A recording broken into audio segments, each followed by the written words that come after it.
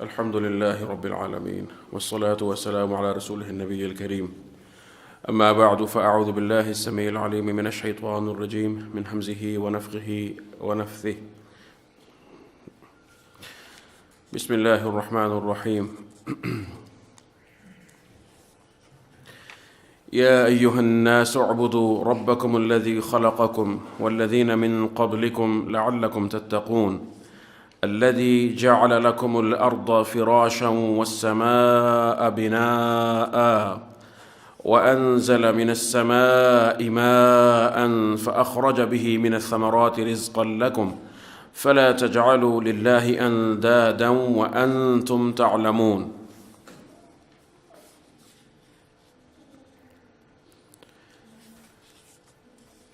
سورۃ البقرہ کی آیت نمبر 21 اور 22 ہے، اور قرآن کریم کی جو ترتیب ہے، ترتیب مصحف جو ہمارے پاس ہے، اس کے اعتبار سے یہ پہلی ندا ہے، پہلا خطاب ہے ندا کے انداز میں، جو کہ عمومی خطاب ہے، اور اس میں اگرچہ ذکر تو انسانوں کا ہے، انس الناس، لیکن اس میں جن و انس سب شامل ہیں۔ تو یہ جو خطاب ہے یہ جن و انس کے لیے بھی ہے، اور اسی طرح سے مومن و کافر کے لیے ہے، یہ تمام اس میں شامل ہیں۔ اور اس سے قبل جو 3 گروہ ذکر ہوئے انسانوں کے، متقین اور منافقین اور کافرین، وہ تمام کے تمام گروہ اب اس عمومی خطاب میں شامل ہیں۔ ان کو خطاب کیا گیا ہے اور ان کو دعوت دی گئی ہے ایک عظیم امر کی طرف، جیسا کہ یہ خطاب کا اسلوب بھی بتاتا ہے کہ یہ ایک عظیم ہستی کی طرف سے ہے، اور یقیناً اللہ سبحانہ و تعالیٰ سے عظیم اور بڑی کوئی ہستی نہیں ہو سکتی، کوئی ذات نہیں ہو سکتی۔ عموماً بادشاہوں کا، امراء کا خطاب جو ہے اس کا انداز بھی یہی ہوتا ہے، یا ایھا الناس۔ اور جیسا کہ میں نے عرض کیا کہ اس خطاب میں عمومیت ہے، اور اس میں جمیع جن و انس شامل ہیں۔ اسی طرح سے یا کے ساتھ یہ خطاب ہے جو قریب اور بعید دونوں کے لیے استعمال ہو جاتا ہے۔ تو یہاں سے بھی پتہ چلتا ہے کہ یہ خطاب کتنا عام ہے، کوئی قریب ہے سننے والا، کوئی دور ہے، سب اس خطاب میں شامل ہیں۔ اللہ رب العزت نے انسانوں کی 3 اصناف کی صفات بیان کرنے کے بعد اب ان کو ایک عمومی دعوت دی ہے، اور ان سب کو اپنی الوہیت اور ربوبیت اور اپنی کبریائی اور توحید کی طرف دعوت دی ہے اس آیت مبارکہ کے ذریعے۔ یہ جو اسلوب ہے یا ایھا الناس کا قرآن کریم میں جو خطاب آتا ہے اس انداز سے، یہ مکی صورتوں میں ہے زیادہ، یہ اسلوب غالباً جو ہے مکی صورتوں میں ہے، جبکہ یا ایھا الذین آمنوا کے ساتھ جو خطاب ہے وہ مدنی صورتوں میں ہے۔ یعنی جو اغلبیت ہے، غالب اعتبار سے دیکھا جائے تو مکی صورتوں میں آپ کو یا ایھا الناس تکرار کے ساتھ ملے گا، کثرت کے ساتھ ملے گا۔ یہ ایک نشانی ہوتی ہے کہ یہ مکی صورت ہے، جیسا کہ یا ایھا الذین آمنوا کا خطاب آپ کو مدنی صورت میں ملے گا۔ البتہ سورۃ البقرہ جیسا کہ آپ جانتے ہیں کہ یہ مدنی صورت ہے، تو اس میں آپ کو یا ایھا الذین آمنوا کے ساتھ بھی خطابات ملیں گے، اور یا ایھا الناس کے ساتھ تو آپ نے یہ خطاب سن ہی لیا ہے۔ یا ایھا الناس کے ساتھ جو خطاب آتا ہے عموماً قرآن کریم کے اندر وہ کلیات دین اور اصول دین پر مشتمل ہوتا ہے، جس میں اللہ سبحانہ و تعالیٰ کی توحید، عقیدہ، اور اسی طرح سے اللہ سبحانہ و تعالیٰ کی معرفت، اور اسی طرح سے مقصد حیات، مقصد تخلیق، اور انسان کا اللہ کے ساتھ تعلق، اور اسی طرح سے اس کا اپنی زندگی کے بارے میں کیا نظریہ، سوچ اور عقیدہ ہونا چاہیے، یہ تمام چیزیں جن کا تعلق کلیات دین سے ہے، اصول دین سے ہے، عموماً وہ خطاب یا ایھا الناس کے ذریعے ان چیزوں کو بیان کیا جاتا ہے۔ جبکہ اس کے بالمقابل جو فروعی احکام ہیں، وہ یا ایھا الذین آمنوا کے ذریعے جو خطاب ہے ان میں بیان ہوتے ہیں۔ اور فروعی سے مراد میری یہ نہیں کہ وہ فرع ہے تو وہ اصل نہیں ہے یا اس کی اہمیت کم ہے، بلکہ اس کے اندر بھی اصالت موجود ہے۔ مثال کے طور پر نماز ہے، اب نماز کو کوئی یہ کہے کہ یہ ایک فرعی حکم ہے، یہ اصلی نہیں ہے، تو یہ ہر اعتبار سے اگر یہ بات کی جائے تو یہ غلط ہوگی۔ نماز ایک اصل ہے دین کی، ایک ستون ہے، اور بہت بڑی اصل ہے ایمانیات کی، ایمان کی. تو اور اس کے بغیر انسان کی توحید نہیں ہے، انسان کا اسلام جو ہے وہ متحقق نہیں ہوتا ہے. نماز ایک بنیادی رکن ہے اسلام کا، اسی طرح سے زکوٰۃ ہے، حج ہے. البتہ جب ہم توحید کے بالمقابل بات کریں گے، ایمان کے بالمقابل بات کریں گے، تو ظاہر ہے کہ سب سے پہلے اللہ رب العزت پر ایمان ہے، رسالت پر ایمان ہے، اس کے بعد پھر نماز ہے، اس کے بعد پھر دیگر اعمال ہیں، ارکان اسلام ہیں. تو اس اعتبار سے ہم انہیں اصل اور فرع کہتے ہیں کہ یعنی کوئی بھی عمل ہے اس کی بنیاد اگر توحید پر، اخلاص پر نہیں ہے تو وہ عمل اللہ کے ہاں مقبول نہیں ہے. وہ نماز ہو یا کوئی بھی عمل ہو، جب تک اس کی بنیاد خالص اللہ سبحانہ و تعالیٰ کی رضا اور اللہ کی توحید اور اخلاص دین پر نہیں ہے تو وہ عمل اللہ کے ہاں مقبول نہیں ہے. تو یہ مراد ہے کہ یا ایھا الناس کے ذریعے جو خطابات ہیں، پھر ان میں کلیات دین اور اصول دین بیان ہوتے ہیں عموماً، اور یا ایھا الذین آمنوا کے ذریعے جو ہے اس کے بالمقابل جو اعمال ہیں وہ بیان ہوتے ہیں، اگرچہ ان کی بھی دین میں بنیادی اور ایک کلی حیثیت ہوتی ہے. جیسا کہ یا ایھا الذین آمنوا کتب علیکم الصیام، یا ایھا الذین آمنوا کتب علیکم القصاص، یا ایھا الذین آمنوا اذا تداینتم بدین الی اجل مسمی فاکتبوا. سورہ بقرہ میں خطابات ہیں، مختلف احکامات جو بیان ہوئے یا ایھا الذین آمنوا کے ذریعے، وہ خطابات موجود ہیں. تو یہاں پر جو خطاب ہے وہ یا ایھا الناس. تو کیا معلوم ہوا اس خطاب سے یا ایھا الناس کہ یہ ایک عام خطاب ہے ہر اعتبار سے، صیغے کے اعتبار سے، اور اس میں جو حروف استعمال ہوئے ہیں، یا کا جو حرف ہے وہ بتاتا ہے، اور الناس کے اوپر جو ال لگا ہوا ہے، یہ ناس جو ہے وہ اس میں جمع ہے، بہت سے انسانوں پر بولا جاتا ہے، اس کا اطلاق ہوتا ہے کثیر، لیکن ال جب آ گیا تو اس میں عموم آ گیا کہ ناس اب کوئی بھی فرد جو انسان ہے، یعنی اس جنس کا جو بھی فرد ہے وہ اس سے باہر نہیں ہے، سب کے سب اس میں شامل ہیں. بلکہ یہ کہنا چاہیے کہ یہاں پر اگرچہ خطاب تو بظاہر انسانوں کو ہے، بنی نوع انسان کو ہے لفظ کے اعتبار سے، لیکن یہ جنوں کو بھی شامل ہے، یا معشر الجن والانس، تو وہ بھی اس میں شامل ہیں. اتنا یہ عام ہے یہ خطاب یا ایھا الناس.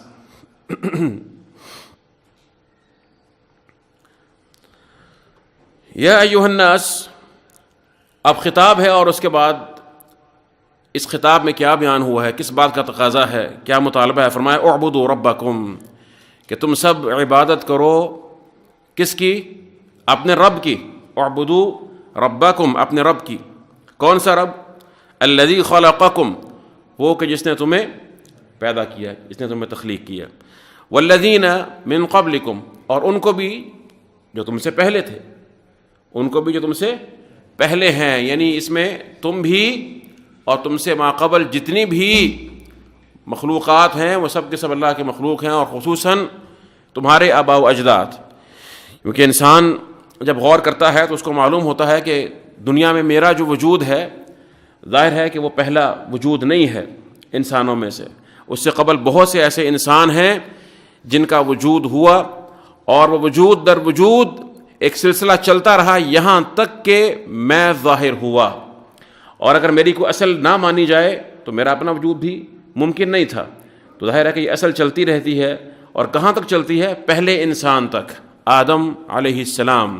آدم علیہ السلام کا نہ کوئی باپ تھا نہ کوئی ماں، اللہ نے ان کو تخلیق فرمایا بغیر باپ کے اور بغیر ماں کے. اور اس کے بعد پھر حوا، یعنی ان کی جو زوج تھیں وہ آدم علیہ السلام کے پسلی سے تخلیق کی گئیں.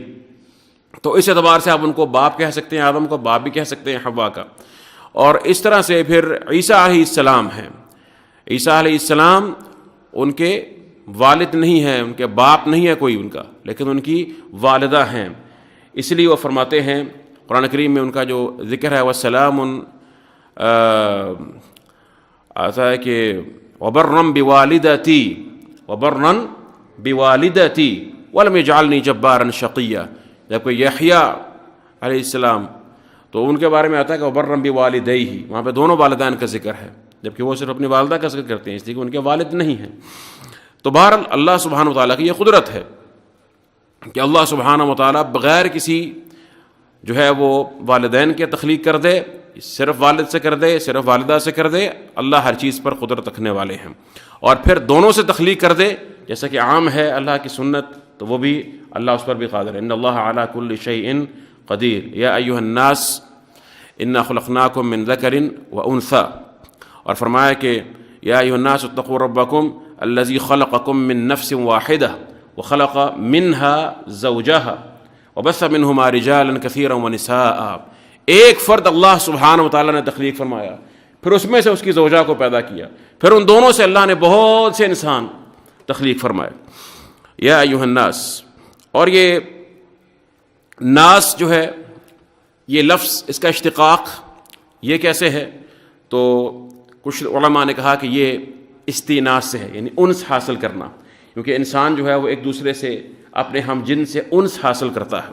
اگر انسان کسی ایسی جگہ پر موجود ہو یا اس کو بند کر دیا جائے جہاں پر اس کی زندگی کی تمام ضروریات موجود ہیں اور تمام حاجات کا خیال رکھا گیا ہے، بلکہ سمانہ تعیش بھی موجود ہے، لیکن اس کے پاس اور کوئی انسان اس جیسا نہ ہو، تو ظاہر ہے کہ اس کو وحشت ہوگی، اور اس انس کے بغیر اس کے لیے زندہ رہنا مشکل ہو جائے گا۔ اس لیے آدم علیہ السلام کو اللہ سبحانہ وتعالیٰ نے جب عزت دی اور اپنا کرم فرمایا، ان کو تکریم دی اور جنت میں داخل فرمایا، تو کیا کہا؟ فرمایا کہ یا آدم اسکن انت وزوجک الجنہ، اسکن انت وزوجک الجنہ، کہ آپ بھی اور آپ کی زوج دونوں جنت میں آپ رہیے۔ تو اللہ کی طرف سے یہ اکرام تھا۔ ناس، کچھ نے کہا کہ یہ ناس جو ہے وہ نسیان سے ہے، یعنی بھول جانا، کیونکہ آدم علیہ السلام بھول گئے تھے اور اس سے پہلے انسان بشر تھا، لیکن جب آدم علیہ السلام بھول گئے، ان سے غلطی ہوگی، اس کے بعد پھر انسان کا لقب جو ہے اس کو دیا گیا۔ بہرحال یہ مختلف اقوال ہیں، صحیح بات یہ معلوم ہوتی ہے کہ یہ استیناس سے ہے، انس، اور یہی اشتقاق کے اعتبار سے، حروف کی ترتیب کے اعتبار سے زیادہ راجح معلوم ہوتا ہے۔ اور بھی اقوال ہے، ناس ہے، ینوس بھی ہے کہ حرکت اور اضطراب کی بنا پر اس کو انسان کہا گیا۔ یا ایھا الناس اعبدوا ربکم الذی خلقکم والذین من قبلکم لعلکم تتقون، تو فرمایا کہ تم عبادت کرو اپنے رب کی، بہت سے ربوں کی یا ایک رب کی؟ رب مفرد ہے نا، کیونکہ رب ایک ہی ہے جو کہ الہ ہے، وَإِلَٰهُكُمْ إِلَٰهٌ وَاحِدٌ لَا إِلَٰهَ إِلَّا هُوَ الرحمن الرحیم، ارباب متفرقون خیر ام اللہ الواحد القہار۔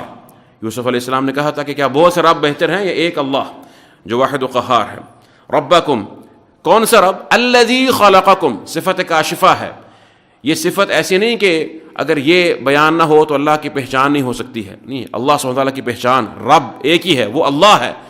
الذی خلقکم، یہ بتانے کے لیے ہے اللہ سبحانہ وتعالیٰ کی صفت، بطور دلیل بھی ہے یہ کہ یہ وہی رب ہے جس نے تمہیں تخلیق کیا ہے، اور رب ہونے کے لائق وہی ہے جو تخلیق کر سکتا ہے۔ افمن یخلق کمن لا یخلق، جو تخلیق کرتا ہے، جو عدم سے وجود میں لاتا ہے، وہ اس کے برابر کیسے ہو سکتا ہے جو کچھ بھی وجود میں نہیں لا سکتا ہے، کچھ بھی تخلیق کرنے میں اصل نہیں ہے، تخلیق کرنے کی صلاحیت نہیں رکھتا ہے۔ الذی خلقکم والذین من قبلکم، اور اس نے ان کو بھی تخلیق کیا جو تم سے پہلے ہیں، لعلکم تتقون، تاکہ تم تقوی اختیار کر لو، تم متقی بن جاؤ۔ لعل یہ رجاء کے لیے آتا ہے، امید کے لیے آتا ہے، یعنی یہ امید رکھتے ہوئے کہ تم متقی بن جاؤ۔ لیکن پھر سوال پیدا ہوتا ہے کہ اللہ سبحانہ وتعالیٰ تو فرماتے ہیں کہ یہ میں نے تمہیں اپنی عبادت کا حکم بھی دیا ہے اور تمہیں تخلیق بھی فرمایا ہے، اور لعل کے ساتھ اس کی وجہ بتائی ہے تاکہ تم تقوی حاصل کر لو، تو کیا اللہ کو امید ہے، اللہ کو شک ہے؟ ایک چیز جو جس کا حصول متوقع ہے کہ یہ شے حاصل ہو جائے گی، اس پہ یقین نہیں ہے اللہ سبحانہ وتعالیٰ کو، اس کو علم نہیں ہے کہ یہ ہو کر رہنی ہے۔ تو اس کا جواب کچھ علماء نے یہ دیا کہ یہاں پر امید جو ہے وہ مخاطب کے اعتبار سے، اللہ کے اعتبار سے نہیں، اللہ کی جہت سے نہیں ہے، بلکہ جن کو خطاب کیا گیا ہے ان کی جہت سے ہے کہ وہ یہ امید رکھتے ہوئے اللہ کی عبادت کریں اور اس بات کے حصول کی کوشش کریں، اس لیے کہ اس کو یہ حصول تقوی کا اسی کو ہوگا، اسی عبادت کرنے والے کو ہوگا جو اپنی عبادت میں واقعتاً اخلاص رکھتا ہوگا اور سنت کے مطابق اس عبادت کو کرے گا۔ تو یہ ہے، یہ مخلوق کے پہلو سے ہے، جو مخاطب ہیں جن کو خطاب کیا گیا ہے ان کی جہت سے رجا ہے۔ کچھ نے کہا جو کہ راجح معلوم ہوتا ہے کہ جب یہ لعل امر و نہی کے بعد آتا ہے کسی شے کی وجہ کے طور پر، یعنی دیکھیں نا یہاں پر دو چیزیں ہیں جن کی وجہ یہ لعل بن سکتا ہے، ذرا غور فرمائیے گا۔ یا ایھا الناس اعبدوا ربکم، ایک امر یہ ہے، فرمایا کہ عبادت کرو اپنے رب کی۔ کیوں عبادت کرو؟ لعلکم تتقون، اب یہ وجہ بن رہی ہے تاکہ تم تقوی حاصل کر لو، ایک چیز۔ یا پھر اس کو علت بنائیں خلقکم کی، کہ وہ رب جس نے تمہیں تخلیق کیا اور تم سے پہلوں کو تخلیق کیا. کیوں تخلیق کیا؟ لعلکم تتقون، تاکہ تم متقی بن جاؤ. تو لعل دونوں کی وجہ بن سکتا ہے نا. ایک عبادت کرو اس لیے کہ تقوی حاصل کر لو، اور دوسری وجہ، دوسری علت تعلیل کس کی ہو سکتی ہے کہ اللہ نے تخلیق فرمایا ہے اس لیے تاکہ تم تقوی حاصل کر لو. تو اس کو کس کی علت بنایا جائے؟ ایک تو موقف یہ، جیسے بھائی نے کہا کہ اعبدوا ربکم، کہ عبادت کرو اپنے رب کی. لیکن اس پر پھر دوسروں نے اعتراض کیا. انہوں نے کہا کہ دیکھیے، عبادت اور تقوی اصل میں ایک ہی چیز کا نام ہے. عبادت اور تقوی ایک ہی جنس ہے. تو ایک ہی چیز اپنے لیے وجہ کیسے بن سکتی ہے؟ نماز پڑھو نماز پڑھنے کے لیے، عبادت کرو عبادت کرنے کے لیے. تو انہوں نے کہا کہ یہ اس اعتبار سے اتنا مناسب معلوم نہیں ہوتا. پھر انہوں نے کہا کہ جو قریب والا امر ہے یا قریب والا جو چیز بیان ہوئی ہے وہ ہے خلقکم، یہ قریب ہے. تو وہ کہتے ہیں کہ اس کو جو ہے وہ اس کی وجہ بنایا جائے. خلقکم یعنی تمہیں تخلیق اس لیے کیا کہ تم متقی بن جاؤ. اور وہ کہتے ہیں کہ اس کی دلیل قرآن کریم کے اندر موجود ہے، وما خلقت الجن والانس الا لیعبدون. لیکن ہم یہ کہتے ہیں کہ جو بات انہوں نے کی ہے ابھی وہ بھی وزنی بات ہے، اور اس میں کوئی حرج نہیں ہے کہ اس موقف کو رکھا جائے ساتھ. اس لیے کہ اگرچہ تقوی عبادت میں شامل ہے، جیسے کہ عبادت خود بھی تقوی ہے، لیکن تقوی عبادت کا نتیجہ بھی ہے، عبادت کا نتیجہ بھی ہے. اور اگرچہ اپنے عموم کے اعتبار سے عبادت میں شامل ہے، لیکن تقوی اپنی صفت اور اپنے جو ہے وہ یعنی اپنی فطرت کے اعتبار سے ایک مستقل جنس بھی ہے. تقوی ایک ملکہ ہے انسان کے اندر. جب پیدا ہوتا ہے تو اللہ رب العزت کی رحمت سے پھر وہ اللہ کی معصیت سے بچتا ہے. بلکہ ایسے امور جو اللہ کی معصیت کی طرف لے جانے والے امور ہیں، جو بظاہر جائز اور مباح معلوم ہوتے ہیں، ان سے بھی بچتا ہے. تو تقوی ایک فعل بھی ہے اور تقوی ایک ملکہ بھی ہے. تقوی ایک صلاحیت بھی ہے جو انسان کو حاصل ہو جاتی ہے. ٹھیک ہے، اعبدوا تو فعل ہے، عبادت کرو. تو تقوی جو ہے یہ پھر ایک ملکہ ہے. تو اس لیے اس اعتبار سے یہ درست ہے. اور اس کی مثال بھی قرآن کریم کے اندر موجود ہے. فرمایا یا ایھا الذین آمنوا کتب علیکم الصیام کما کتب علی الذین من قبلکم لعلکم تتقون، کہ تم پر روزے فرض کیے گئے. اب روزہ عبادت نہیں ہے، روزہ تقوی نہیں ہے، تقوی ہے، لیکن ساتھ کیوں فرمایا کہ لعلکم تتقون، تاکہ تم متقی بن جاؤ. اس لیے کہ روزے کا جو مقصد ہے، اس کی جو غایت ہے وہ کیا ہے؟ وہ تقوی کا حصول ہے. تو اس لیے جب وہ نتیجہ اور غایت ہے تو فرق کرنے میں کوئی حرج نہیں ہے. اس پہلو سے دونوں میں فرق کیا جا سکتا ہے. تو اس لیے ہم یہ کہتے ہیں کہ اس کو دونوں کی علت بنائیں، کوئی حرج نہیں ہے. عبدو کی بھی اور خلقکم کی، دونوں کی وجہ ہے، دونوں کے لیے تعلیل بنتا ہے کیا؟ تقوی کا حصول. تو کیا معلوم ہوا اس بات سے کہ اللہ سبحانہ و تعالیٰ نے جو عبادت کرنے کا حکم دیا ہے تو وہ کس لیے دیا ہے؟ اس کی غایت کیا ہے؟ مقصد کیا ہے؟ کہ ہمارے اندر تقوی پیدا ہو جائے. اور اللہ نے ہمیں جو تخلیق فرمایا ہے تو ہمارے تخلیق کرنے کا مقصد کیا ہے؟ کہ ہمارے اندر تقوی پیدا ہو جائے. اور تقوی پیدا ہونے سے کیا ملے گا؟ ذالک الکتاب لا ریب فیہ ھدی للمتقین. اور متقین تو یہ اللہ سبحانہ وتعالیٰ کی طرف سے ایک بہت بڑی رحمت کا حصول ہے. تو اس لیے ان دونوں کی علت بنا لیا جائے، اس میں کوئی حرج نہیں. اور اس میں پھر اور بھی بہت سی جامعیت جو ہے پیدا ہو جاتی ہے. اعبدوا ربکم، یہ حکم ہے اللہ سبحانہ وتعالیٰ کی طرف سے. اس میں توحید ہے، توحید الوہیت ہے کہ اللہ کی عبادت کرو، اللہ کی عبادت کرو. ربکم میں توحید ربوبیت ہے اور اعبدوا میں توحید الوہیت ہے. عبادت کس کی کرنی ہے؟ ایک اللہ کی. ایاک نعبد و ایاک نستعین. رب میں استعانت کا معنی موجود ہے. اگر کسی سے استعانت ہو سکتی ہے تو وہ اسی سے ہوگی جو رب ہونے کے لائق. رب کون ہوتا ہے؟ جو خالق ہے، مالک ہے، عامر ہے، مدبر ہے، مصلح ہے، اصلاح کرنے والا ہے، الہ ہے. یہ تمام معانی رب کے اندر جو ہیں وہ شامل ہیں. اور جو رب ہے وہی الہ ہونے کے لائق ہے. تو اعبدوا ربکم میں سبحان اللہ، اس آیت مبارکہ میں توحید الوہیت بھی آ گئی ہے اور توحید ربوبیت بھی اس میں شامل ہو گئی ہے. الذی خلقکم والذین من قبلکم لعلکم تتقون. یا ایھا الناس اعبدوا ربکم، اپنے رب کی عبادت کرو. عبادت کیا ہوتی ہے؟ عبادت سے اس کا لغوی مفہوم کیا ہے؟ عبادت کا تذلل، خشوع، انقیاد، جھک جانا، مکمل عاجزی اختیار کرنا. اور مکمل اپنے آپ کو اللہ رب العزت کی رضا کے سپرد کر دینا.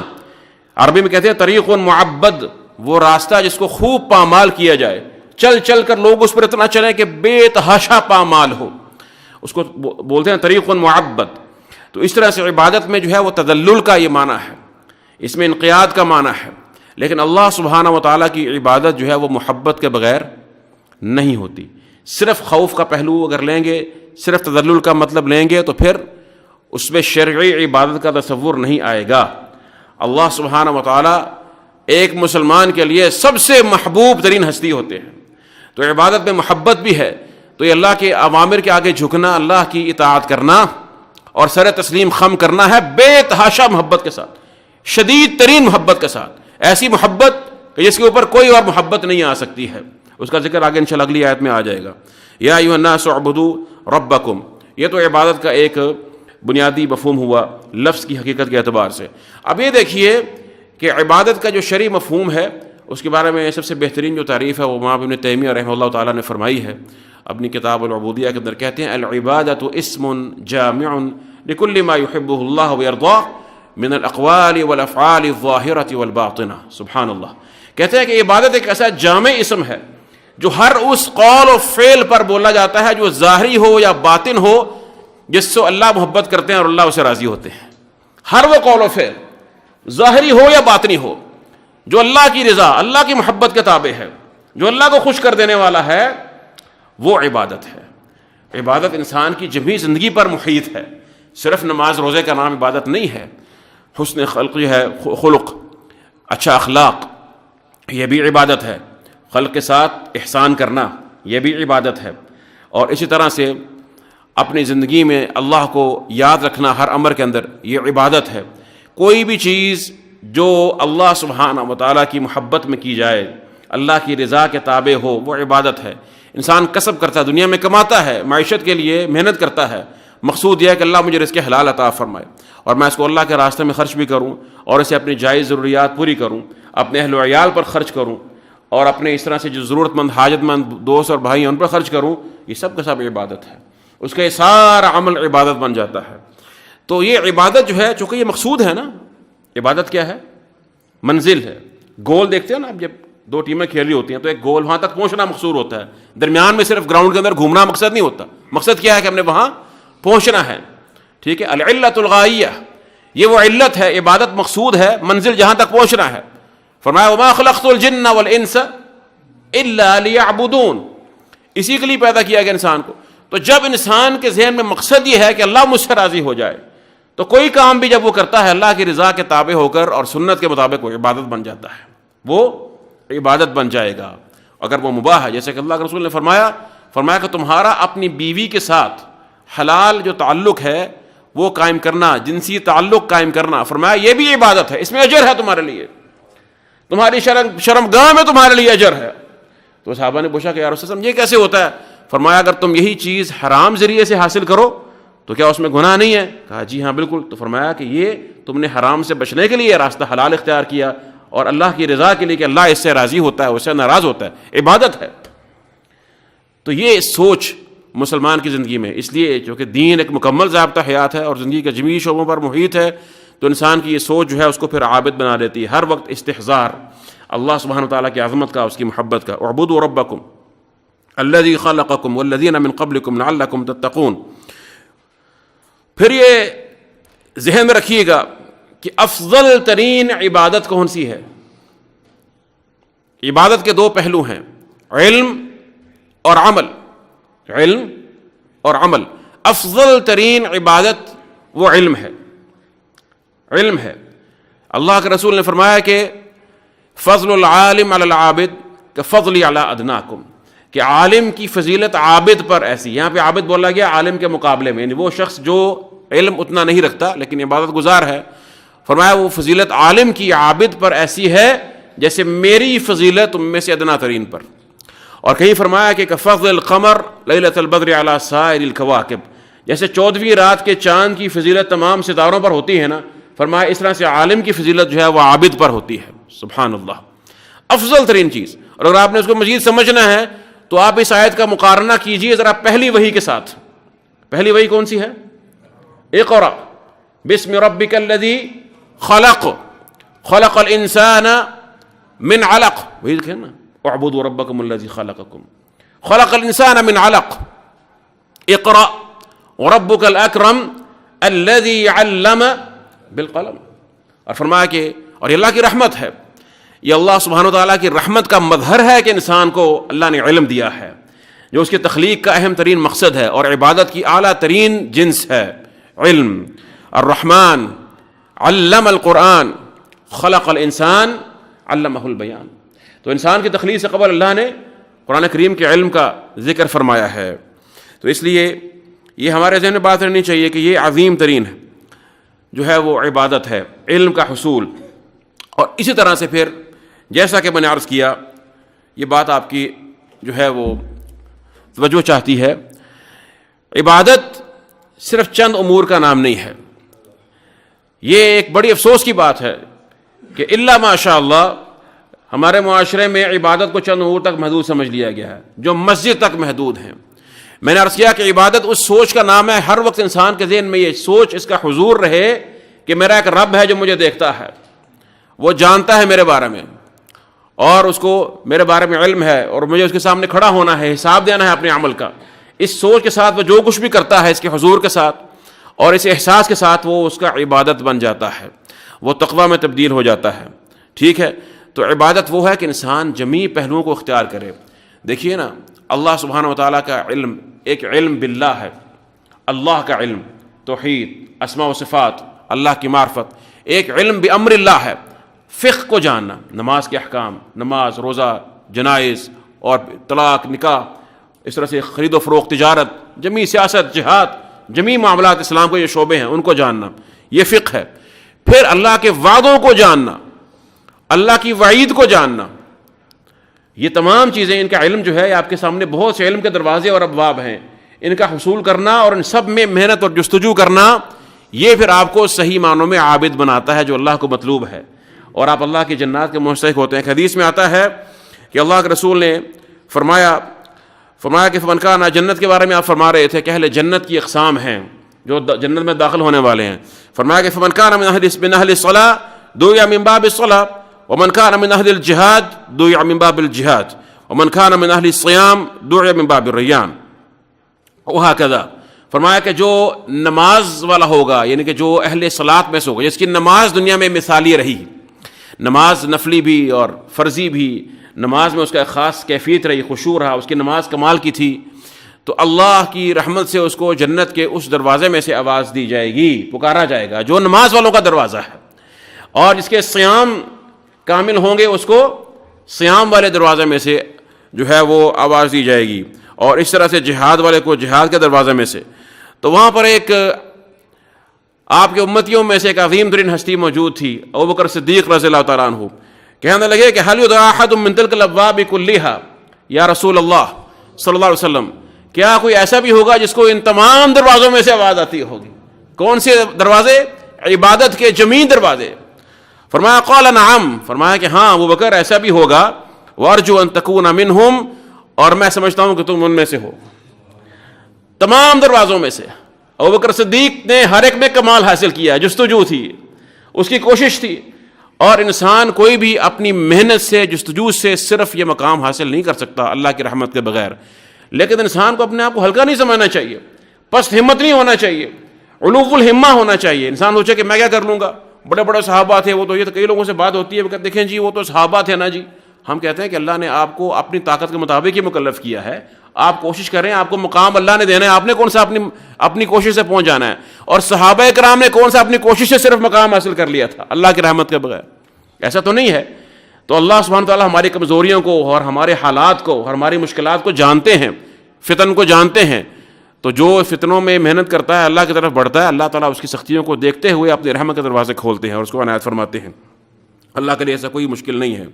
اسی طرح سے خواتین کے بارے میں حدیث آتی ہے، یہ تو مردوں کی ذمہ داریاں ہیں نا، جہاد اور پھر صلاۃ با جماعت مسجد میں آ کر ادا کرنا خصوصاً، اور دعوت اور تعلیم.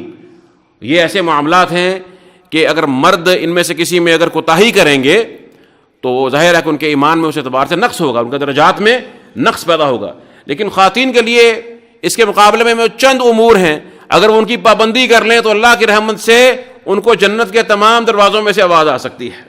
وہ چند امور ہیں، اور ان چند امور میں ہی بسا اوقات خواتین الا ماشاء اللہ مکمل نہیں ہو پاتی اور اپنے دین کا نقصان کر لیتی ہیں۔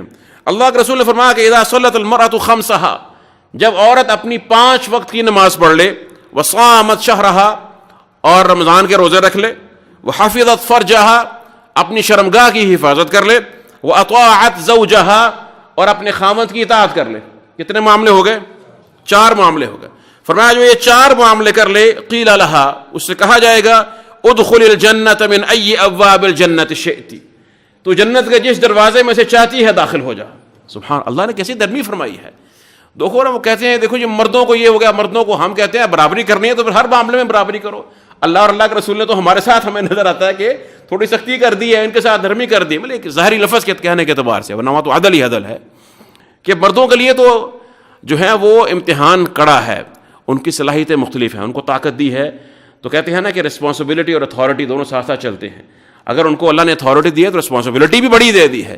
عورتوں کو اگر اتھارٹی کم ہے اور مرد ان کے مسئول ہیں، مردوں کو قوام بنایا تو عورتوں کی ذمہ داریاں بھی کم کر دی ہیں۔ چند امور ہیں، فرمایا چند معاملے کر لو بس، اسی پر اتر جاؤ پورا، اللہ کی رحمت سے تمام دروازے تمہارے لیے کھولے ہیں جنت کے۔ تو یہ بہت بڑی فضیلت ہے۔ تو عرض کرنے کا مقصد یہ تھا کہ علم یہ بہت بڑا جو ہے شعبہ ہے عبادت کا، بلکہ عظیم ترین شعبہ ہے، اس کے لیے انسان کو کوشش کرنی چاہیے۔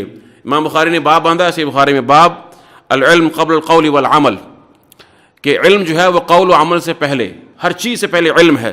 اور قرآن کریم کی آیت لے کر آئے ہیں استشہاد میں، سب سے پہلے کہتے ہیں کہ فَاعْلَمْ أَنَّهُ لَا إِلَهَ إِلَّا اللَّهُ، یعنی لا الہ الا اللہ کو بھی جانو کہ اللہ کے سوا کوئی الہ نہیں ہے۔ فَاعْلَمْ، اس کا بھی علم حاصل کرو۔ سبحان اللہ، یعنی توحید کے اقرار سے پہلے بھی علم ہے، اس کے ساتھ اقرار ہے، اس کے ساتھ تصدیق ہے، اس کے ساتھ عمل ہے۔ فرمایا الذی جعل لکم الارض فراشا، وہ جس نے بنایا تمہارے لیے زمین کو بچھونا، تمہارے لیے زمین کو بچھونا بنایا۔ فراش، فراش بھی ہوتا ہے فتح کے ساتھ، زمین پہ جو بچھاتے ہیں آپ بچھونا، متکئین علی فرش بطائنها من استبرق وجنى الجنتین دان، سورہ رحمان میں آتا ہے نا، عظیم الشان بچھونے، بستر نرم ہوں گے۔ یہ فراش میں کسرہ ہے نا، زیر ہے، تھوڑی سی اس میں سختی کا پہلو ہے کہ زمین بچھونا تو ہے مگر اس میں اتنی نرمی نہیں کہ انسان ٹک ہی نہ سکے، اور اتنی سختی بھی نہیں ہے کہ اس میں کوئی چیز آپ اس میں کاشت ہی نہ کر سکیں۔ یعنی الم نجعل الارض کفاتا احیاء وامواتا، سبحان اللہ، زمین کو اللہ نے ایسا بنایا کہ یہ اپنے اندر جو ہے وہ تھام لیتی ہے، روک لیتی ہے، جذب کر لیتی ہے اپنے اندر، کس کو؟ زندوں کو بھی اور مردوں کو بھی۔ جو اس کی پشت پر رہتا ہے اس کو اللہ نے اسی زمین سے رزق دیا ہے۔ انسان کی جو کیمسٹری ہے اس کی جسم کی، اس کے اگر آپ اجزاء کو دیکھیں تو اس کی وہی نسبت پرپورشن ہے تقریباً جو زمین کا ہے، جو مٹی کا ہے، اور اس کی غذا کہاں سے پیدا ہوتی ہے؟ اسی زمین اور مٹی سے اللہ نے غذا رکھی ہے۔ الذی جعل لکم الارض، وہ ہے اللہ سبحانہ و تعالی جس نے تمہارے لیے زمین کو فراش بنایا ہے، فراشا، والسماء بناء، اور اللہ سبحانہ و تعالی نے آسمان کو کیا بنایا ہے؟ آسمان کو چھت بنایا ہے۔ بنا خلق کے بعد ہوتا ہے، ایک چیز کو عدم سے وجود بخشا، ایجاد کیا، وجود دیا، وجود دینے کے بعد اس کو ایک خاص شکل اور حیت میں ڈھالا، یہ بنا ہوتی ہے۔ بنا کیا ہے؟ ایک چیز کا میٹیریل موجود ہے، مادہ وجود میں آ گیا، اس کے بعد اس کو ایک خاص شکل دینا، یہ بنا ہے۔ اور یہاں مراد چھت ہے، آسمان۔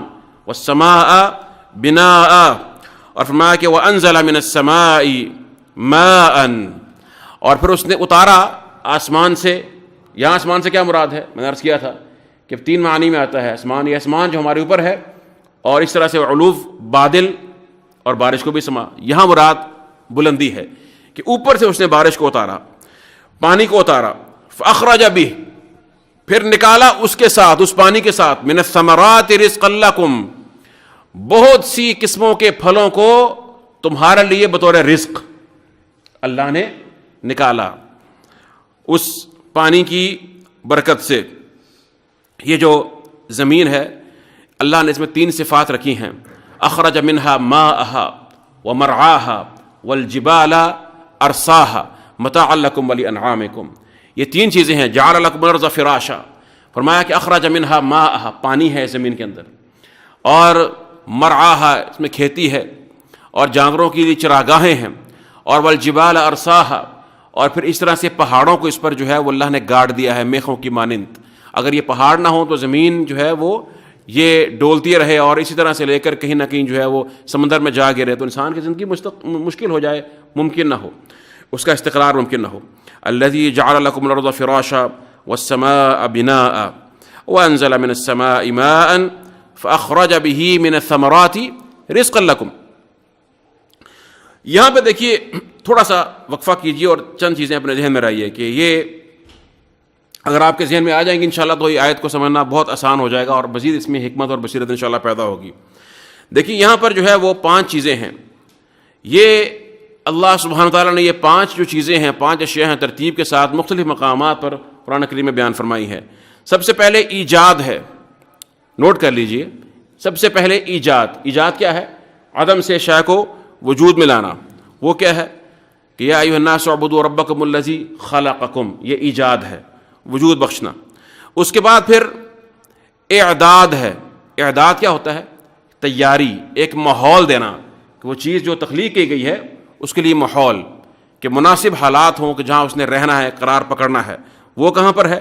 الذی جعل لکم الارض فراشا والسماء بناء، اعداد.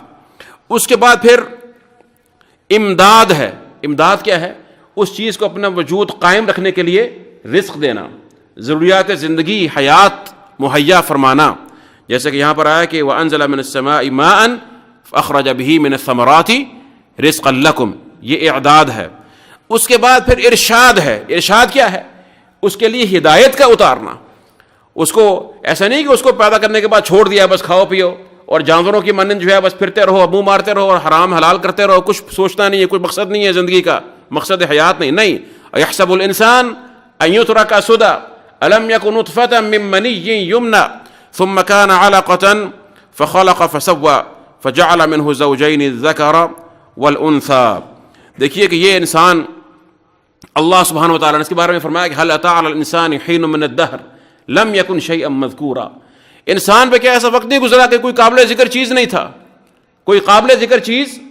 ہم جتنے یہاں پر بیٹھے موجود ہیں اس وقت، ہم میں سے تمام لوگ ان پر ایک ایسا دور آ چکا ہے کہ جب یہ قابل ذکر نہیں تھے، جب یہ قابل ذکر ان کا کوئی وجود نہیں تھا، ان کے وجود کا تصور بھی نہیں تھا. کیا ہم پر ایسا وقت نہیں گزرا؟ اللہ فرماتے ہیں کہ وَلَقَدْ خَلَقْنَا الْإِنسَانَ مِنْ سُلَالَةٍ مِّن طِينٍ ثُمَّ جَعَلْنَاهُ نُطْفَةً فِي قَرَارٍ مَّكِينٍ. ایک نطفہ تھے ہم سب اور اسی حالت میں اللہ نے ہمیں رکھا. ہم پر ایک دور گزر چکا ہے، جتنے یہاں پر موجود ہیں. کیا ہمیں اس کا شعور ہے؟ وہاں بھی اللہ کی ہمارے لیے حفاظت موجود تھی، امداد تھی کہ نہیں؟ وہاں پر رزق تھا، وہاں پر اعداد بھی تھا، اور سب کچھ اللہ نے وہاں میں دیا، اپنی رحمت سے عطا فرمایا. اور فرمایا کہ ثم جعلناہ نطفۃ فی قرار مکین. پھر اللہ نے اس نطفے کو ٹھہرایا. یہ جو ماں کا پیٹ ہے، رحم ہے، اللہ کی رحمت بھی اسی سے ہے. رحم، ماں کا پیٹ، وہ اللہ کی رحمت کا عظیم مظہر ہے. یہ انسان کے لیے قرارگاہ بنا. جیسے زمین اور مٹی انسان کو اٹھاتی ہے اپنے اندر، اس کو پناہ دیتی ہے، اس طرح سے انسان کے لیے ماں کا پیٹ یہ اس کے لیے پہلی قرارگاہ بنا. فرمایا ثم خلقنا النطفۃ علقۃ فخلقنا العلقۃ مضغۃ. پھر انسان پر ایک وقت آیا کہ وہ علقہ بنا. یہ اسٹیج بھی گزری ہے ہم سب پر. جب ہم علقہ تھے تو اللہ اس وقت بھی ہماری حفاظت فرما رہے تھے، ہماری تربیت فرما رہے تھے، اور ہماری نشو و نما جاری تھی. وہ رب ہے، پال رہا تھا وہاں بھی ہمیں. پھر ہم مضغہ بنے. مضغہ بننے کے بعد فکسونا العظام لحما، ہماری ہڈیاں ترتیب پائیں، ان پر جو ہے وہ گوشت چڑھا. یہ ہمارے وجعل لکم السمع والابصار والافئدہ قلیلا ما تشکرون. اللہ نے یہ کان دیے، یہ آنکھیں دی اور دل دیا، سب کچھ اللہ نے عطا فرمایا. اسی ماں کے پیٹ میں ایک ایک چیز اللہ کے حکم سے جو ہے وہ تخلیق پا رہی ہے، وجود میں آ رہی ہے. سبحان اللہ. کیا ہمیں یاد ہے سب کچھ یہ؟ پھر اس کے بعد روح پھونکی گئی اس کے اندر، اس میں حیات پیدا کر دی گئی ہے اللہ کی رحمت سے. وہ روح جو ہمارے ساتھ ہوتی ہے دن رات. اللہ کے رسول نے فرمایا کہ جب کوئی فوت ہوتا ہے تو اس کی آنکھیں اپنی روح کو دیکھتی ہیں کہ وہ لے جائی جا رہی ہے، تبیع البصر. اس کے باوجود ہم روح کی حقیقت کو نہیں جانتے کہ یہ کہاں سے آئی ہے اور یہ جاتی کس طرح سے ہے, کیفیت کیا ہے, ہم نہیں جانتے ہیں, بہت معمولی سا علم ہمارے پاس ہے. یسألونک عن الروح قل الروح من امر ربی وما اوتیتم من العلم الا قلیلا. تو یہ اللہ سبحانہ وتعالیٰ کی رحمت ہے. اور اس کے بعد پھر اس نے ہمیں اس دنیا میں ہمارے لیے زمین و آسمان اور تمام چیزیں, اخرج منها ماءها ومرعاها والجبال ارساها, تمام چیزیں ہمیں مہیا فرمائیں اور ہمیں ہمارے رزق اتارا. اور اس کے بعد پھر اس رزق کے بعد اب ہمیں جو ہے وہ حکم دیا گیا ہے, وہ کیا ہے؟ فرمایا کہ فلا تجعلوا للہ اندادا وانتم تعلمون, اللہ کے ساتھ ند نہ بناؤ جبکہ تم جانتے ہو.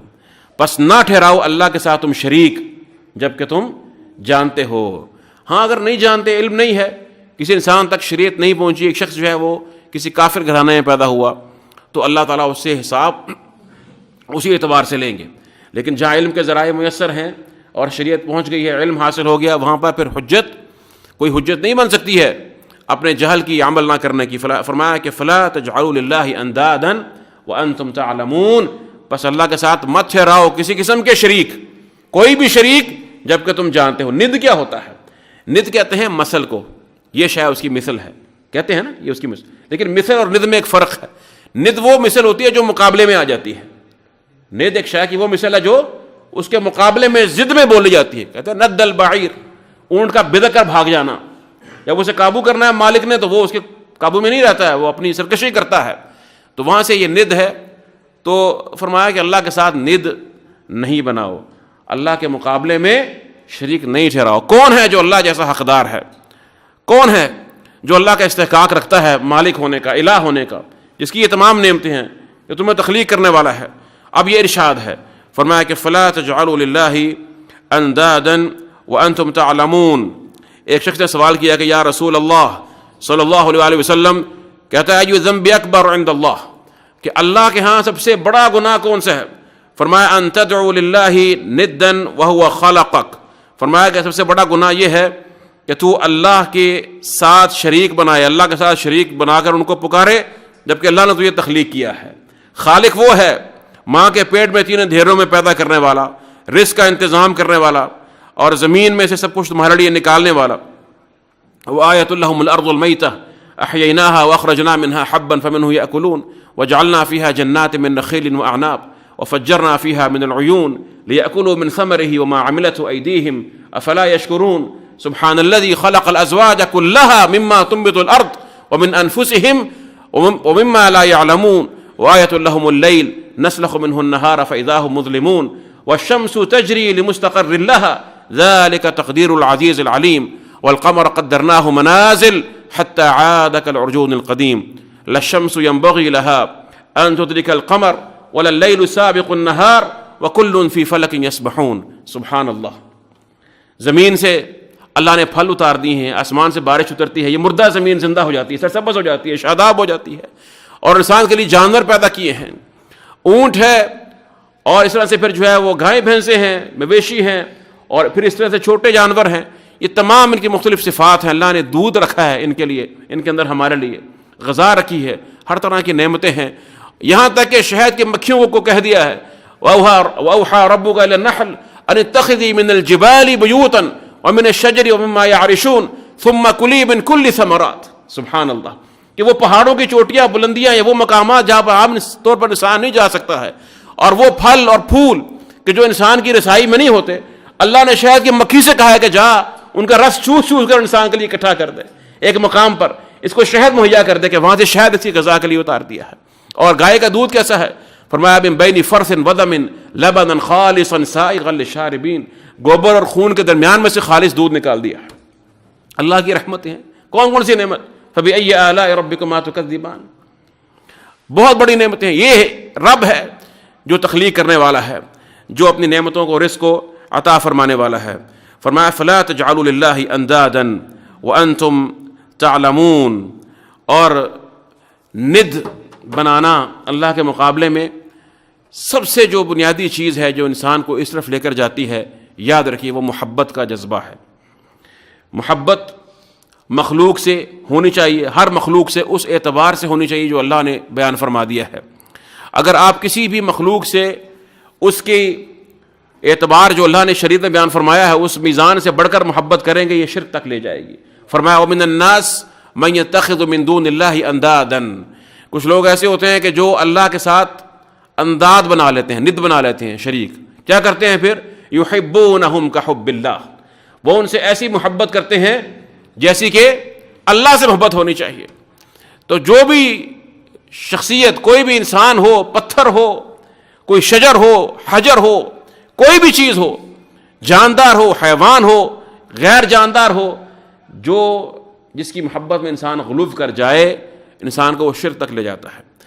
نصارہ نے عیسیٰ علیہ السلام سے محبت کی، ان کا محبت تھی، اور ان کی محبت میں یہاں تک وہ چلے گئے، غلو کر لیا کہ کہا کہ یہ اللہ کا بیٹا ہے، اور اس محبت میں غلو کر کے ان کو اللہ کا بیٹا بنا دیا، شرک کر لیا، شرک تک پہنچ گئے. اسی طرح سے اللہ کے رسول نے منع فرمایا کہ تم نے مجھے اس طرح سے میری محبت میں غلو نہیں کرنا، مجھے اس طرح سے نہیں بڑھانا میرے مقام کو، جیسا کہ نصارہ نے عیسیٰ بن مریم کو بڑھا دیا. اب بتائیے کہ نبی کریم صلی اللہ علیہ وسلم کے ساتھ ہمیں جو محبت ہے وہ کیسی محبت ہے؟ اپنی جان سے بھی زیادہ ہے، اپنے والدین سے، اپنی اولاد سے بھی زیادہ ہے. ہر چیز کے مقابلے میں نبی کریم کی محبت جو ہے وہ فائق ہے، اس لیے کہ وہ اللہ کی محبت کے تابع ہے. لیکن ان سے بڑھ کر محبت کس سے ہے؟ اللہ رب العزت سے. وہ محبت جس میں سجدہ ہے، جو زمین پر ماتھا انسان کا رگڑتا ہے، گرا ہوا ہے قدموں میں، وہ کس کے لائق ہے؟ صرف اللہ رب الحاکمین کی. وہ محبت جب انسان مانگتا ہے، ہاتھ اٹھاتا ہے، روتا ہے، گڑ گڑاتا ہے، اور دل کی باتیں کرتا ہے، مناجات کرتا ہے، وہ راز جو کسی پر ظاہر نہیں کرتا، جو اس کے مالک کو معلوم ہے، اس کے سامنے روتا ہے اور اس سے التجائیں کرتا ہے، وہ کس کا حق ہے؟ صرف اللہ رب العزت. یہ محبت ہے. ایک شخص آیا نبی کریم صلی اللہ علیہ وسلم کے پاس اور کہنے لگا کہ ما شاء اللہ وشئت، کہ جو اللہ چاہے اور جو آپ چاہیں. فرمایا اجعلتنی للہ ندا، کیا تو نے مجھے اللہ کا ند بنا دیا ہے، اللہ کا شریک؟ قل ما شاء اللہ وحدہ، کہ صرف اللہ، جو اللہ چاہے. مشیت میں صرف اللہ وحدہ لا شریک ہے. تو میرے محترم بزرگوں اور دوستو، یہ چیز بڑی بنیادی ہے. قرآن کریم کی آیت بڑی اصولی آیت ہے، اور اس میں ارشاد ہے، یہ تمام اللہ نے دلائل دینے کے بعد جو نتیجہ نکالا ہے اپنے ربوبیت کا، الوہیت کا، اور اپنے انعامات کو بیان فرمانے کے بعد جو نتیجہ نکالا ہے عقلی اور شرعی، وہ کیا ہے؟ فرمایا کہ فلا تجعلوا للہ اندادا وانتم تعلمون، کہ محبت ہر ایک سے کرو جو اللہ نے اس کو حق دیا ہے، اس کے مطابق والدین سے، والدین کی حیثیت میں، اور اس طرح سے اپنے دیگر مسلمان بھائیوں سے اس حیثیت میں، اور اس طرح سے تمام جو حقوق ہیں ان کو اپنے اپنے اعتبار سے. لیکن اللہ جیسی محبت کسی کے ساتھ نہیں کی جا سکتی، اور کسی کی محبت میں تجاوز اور غلو نہیں کیا جائے گا اس حد سے جو اللہ رب العزت نے بیان فرما دی ہے. جب شرعی حد سے تجاوز کرے گی محبت، یہ شرک میں داخل ہو جائے گا. یہاں تک کہ اللہ کے رسول نے فرمایا تعیس عبد دینار و عبد درہم، کہ وہ برباد ہو جائے جو درہم کا بندہ ہے، دینار کا بندہ ہے. عبدو فرمایا نا یہاں پہ، تو فرمایا جو درہم و دینار کی گویا عبادت کرتا ہے، کیونکہ اس کی محبت ایسی ہے، اس کا ایمان دین پیسہ ہے، اسے پیسہ ملے وہ کچھ بھی کر لے گا، اپنا دین بیچ دے گا پیسے کی خاطر، کچھ بھی کر لے گا. تو اس لیے یہ بات ہمیں سوچنی ہے، جب ہمارا سب کچھ اللہ کے پاس ہے، عزت اس کے پاس ہے، ذلت اس کے پاس ہے، بیماری، شفا، پیسہ، فقر اور تمنگری، وسعت، سب کچھ اس کے پاس ہے، پھر ہمیں کیا ضرورت ہے کہ ہم مخلوق کے سامنے اپنے آپ کو ذلیل کریں اور اپنی حد کو تجاوز کریں. ہماری لو اللہ سے صرف ہونی چاہیے، اور اسی پر توکل ہونا چاہیے، اسی پر ہمارا جو ہے وہ مدار ہونا چاہیے ہماری کل محبت کا، اور اس کے ہماری تمام محبتیں اس کی محبت کے تابع ہونی چاہیے. اللہ کی محبت جمیع مخلوقات کی محبت پر غالب ہونی چاہیے. اسی طرح سے اللہ کا خوف جمیع مخلوقات کے خوف پر غالب ہونا چاہیے. بس اگر یہ چیز انسان کو حاصل ہو جائے تو مبارک ہو، یہ اللہ کی خاص رحمت ہے، تو پھر انسان تقوی کی حقیقت تک پہنچ جاتا ہے باذن اللہ تعالی وباللہ تعالی التوفیق. دوسری بات یہ ہے کہ میں جانتا ہوں کہ بعض اوقات رات کا وقت ہوتا ہے، ہمارے دوست آپ کچھ تھک جاتے ہیں، کچھ درس بعض دفعہ لمبا ہو جاتا ہے، لیکن آپ اس کو اجر سمجھ کر، ثواب سمجھ کر جو ہے وہ آپ تشریف لایا کریں، بیٹھا کریں. ہمارے ایک لمحے نہ جانے اللہ میں کیا کچھ دے رہا ہے انشاءاللہ اپنی رحمت سے. اگر جب اس کو آپ کو نظر آ جائے کہ ہمیں کیا اجر مل رہا ہے اور کیا وزن ہے اس کا، باوضو ہو کر تشریف لایا کریں. قرآن کریم کی مجلس ہے، ہم خالص علم بیان کرتے ہیں الحمدللہ. ہمارا نہ کوئی سیاسی ایجنڈا ہے، نہ کوئی اور ہمارے کوئی مقاصد ہیں. جو ہم یہاں کہتے ہیں الحمدللہ وہی باتیں ہماری ہر جگہ پر ہونی چاہیے. ظاہر و باطن میں ہمارا یہی علم جگمگانا چاہیے جو خالص علم ہے. وضو کر کے آیا کریں، بیٹھا کریں، محبت سے سنا کریں، اور اس نیت سے سنا کریں کہ اللہ راضی ہو جائے گا. میں اس کو سنتا ہوں، اللہ کا قرآن سنتا ہوں، اس قرآن سے مجھے محبت ہے، اللہ اسے قبول فرما لے اور اس کے نور سے مجھے منور کر دے. یہ نیت لے کر بیٹھا کریں انشاءاللہ، پھر آپ کی ہر چیز اجر ہے. اور دیکھیے زندگی میں کس طرح سے آپ کو اللہ نور عطا فرماتا ہے. اور شیطان بڑا دشمن ہے، وہ چاہتا ہے کہ ہم سے یہ سوچ محو رہے، پھر ہمارے اندر سستی پیدا ہوتی ہے اور ہم سوچتے ہیں کہ پتہ نہیں چلو ٹھیک ہے ٹائم گزارنا ہے۔ تو اللہ مجھے اور آپ کو، ہم سب کو اپنی رحمت سے دین کی محبت اور ایمان کی لذت سے آشنا فرما دے، وہ آشنا فرما دے، وہ آشنا فرما دے۔